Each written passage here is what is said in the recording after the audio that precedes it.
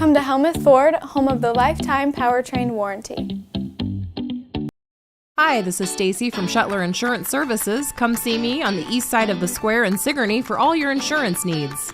Skunk River Radio, country music from 1990 through 2010 with some Iowa country music sprinkled in. Listen at skunkriverradio.com, download the app, listen on Alexa by saying, Alexa, play Skunk River Radio on TuneIn. Skunk River Radio will also be available on Google Assistant in the near future. You can listen to me, Steve Shuttler, each weekday morning from 6 a.m. to noon and listen to The Haze from noon to 6 p.m. Skunk River Radio, online radio for country music from 1990 to 2010. The Sigourney Car Show is Saturday, July 12th from 10 a.m. to 3 p.m. on the beautiful Sigourney, Iowa Square. Cars, trucks, motorcycles, tractors, golf carts, whatever you've got, bring it to the Sigourney Car Show. Early registration is $10 and $15 the day of the show. Plus, you'll get your photos taken in front of the Memorial Fountain for $10 from 9 to 10 a.m. or 3 to 4 p.m. You can drop off or mail your registration to Keokuk County Economic Development at 112 West Washington Street in Sigourney, or get more information at the Keokuk County Economic Development Facebook page or their website. It's the Sigourney Car Show, Saturday, July 12th from 10 to 3. This Friday, July 4th, is the annual tractor pull at the Keokuk County Expo in Sigourney, powered by Champion Seed and sanctioned by the ECI Pullers Association. Friday, July 4th at 6:30 p.m. in Sigourney, Iowa, the Keokuk County Expo 4th of July celebration tractor pull, followed by the fireworks at dusk. Be there! Make plans to spend the night of the 4th of July at the Keswick Tavern, as Luke Fox will be performing live from 8 to 11 p.m. with no cover charge. The show will be outside in the alley. Stop by and enjoy some live outdoor entertainment with Luke Fox at the Keswick Tavern. Luke is an Iowa country artist who plays Americana, roots, traditional, folk, and a whole lot more. So wrap up your 4th of July at the Keswick Tavern with Luke Fox from 8 to 11 p.m.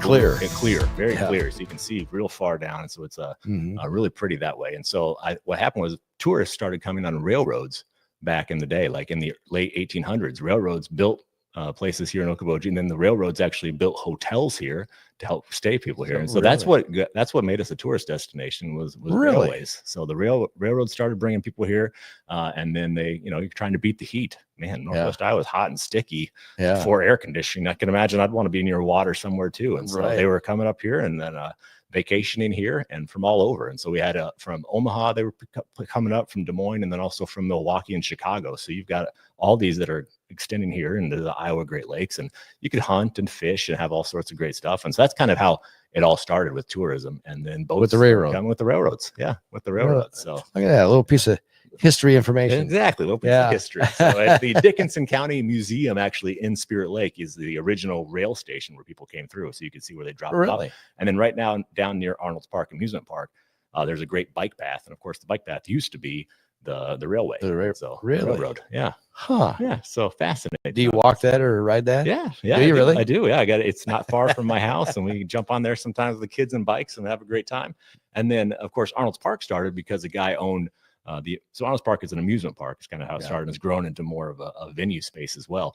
But he started it because he built a toboggan ride on the water. This guy his name was Wesley Arnold. That's where we get the name Arnold's Park from. And he started a toboggan slide as an attraction. And then it just every year started building from there. Then he built like a place where people could have dining. And then he built there was a roller skating rink. And then the roof garden ballroom, which is, where the CMO was, the original roof garden ballroom was down there. And it just took off. And so, so then it started adding attractions, and then built a roller coaster, added more rides. And that's kind of how the story began. And that the roller coaster was built out of wood originally. Yep. And it's not the original wood anymore. It's not anymore. Not anymore. No, 1930s. We're going up on 100 years ago is when this roller coaster was built. So yeah, it had a full refurbishment. It's had a couple different renditions of the refurbishment, but in the last 7 years, we did a phased out portion, and 2 years ago was when we finished it all up. And so yeah, Really? all been redone in the last few years. It's a ton of fun. It's not, it doesn't go upside down. It's not your super high thrill ride, but you get historic. It's historic. You get some great airtime. It's like a classic. It's rough. Yeah. Oh no, not anymore. It's smooth it's now. smooth? No, Oh. it's smooth now with the refurbishment. Oh, So, okay. yeah, we always tell people it's a smooth ride. And Yeah. and it's called the Legend. And if you haven't been there, you got to come. And one of the things about Arnold's Park and just that whole area is it's free to enter. And so we're actually a nonprofit amusement park. So we've got time for a little more history. Yeah. All right, Got all the time in the world. all right, 1999. It's a great community story. In 1999, the amusement park had kind of fallen into a disrepair in the 80s, and so for 1 year, it actually didn't even open. And then people in the community realized this is vital to our economy, to a lot of what we do. And so a couple people had bought into it, and by the late 90s, one guy still had ownership of it, put a lot of money into it of his own, like really just tried to keep things going. But it's a hard place to turn a buck. I mean, short season, weather dependent. There's a lot of and maintenance costs are high for an amusement park. And so he decided, I just got to stop the bleeding. And he sold the amusement park to a developer who was going to tear it down and then build some. Back in 99. 99. Yeah. Okay. And then the community was like, no, we can't let that happen. And there was a nonprofit on site, which is the Iowa Great Lakes Maritime Museum. And the board of the museum contacted the developer and said, if we can raise enough money, can we buy it back from you? And cool story, it should be made into a Hallmark movie someday, right? It's right. Yeah, it's like within a matter of 6 weeks, they raised a little over $7 million. $7 million. $7 million in 1999. In this 6 town? weeks. Yeah, in this town, a little over Wow. $7 million. But they had donations come in from all over. This pre-social media and everything too. Yeah. So it is just boots on the ground, letters in the mail, phone calls, raised a little over $7 million, bought the park back from the developer, and then at that point put it into a nonprofit status. So we're one of a handful of nonprofit amusement spaces in the country, and we operate under historic Arnold's Park today. And so and then since 99, there has been about $40 million worth of investment into the property, and you can come down and see it. So it's free to walk through. It often feels like, we often say, the community feels a lot of ownership over the park because literally they saved it from going away. And so the amusement park itself too is free to enter, and we have some beautiful spaces like plantings and just picture spots, and you've got a beautiful boardwalk to walk along the lake, and it is all very accessible to everybody. Little railroad too going through there. Little railroad as well. Yeah, You gotta watch out for the train. Yeah, that's right. It comes back to her. It throws back to the original trains that came through. Right. So yep. So it's a lot of fun. So it's a music space, but it's also a very family friendly, fun space to come and just make some great nostalgic memories. We came, it was a couple of years ago. I think we were walking down there. The wife and I had some time. So we're walking down, seeing all the stores and everything else. And so she goes, you want to go in the park there? I go, sure. Yeah. She goes, do we have to pay? And I go, I don't see anybody stopping us.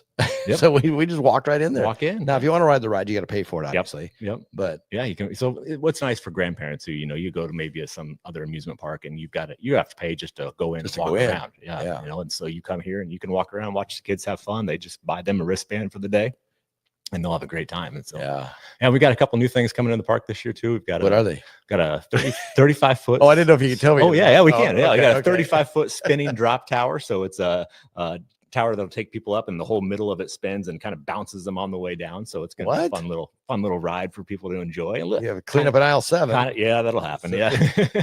Have you ridden it yet? No, not yet. Not yet. It's standing right now, but they're still working on the finishing touches of getting it all put together. So when you go down and jerking you down, it kind of bounces you on the way down a little bit. And that's part of it. It's not something malfunctioning. Right. Exactly. It's very purposeful, very safe. Okay. Yeah. And want to make sure people know that. Yeah, it's very safe. Yeah. And then we've got 10 new bumper cars that are coming in this year.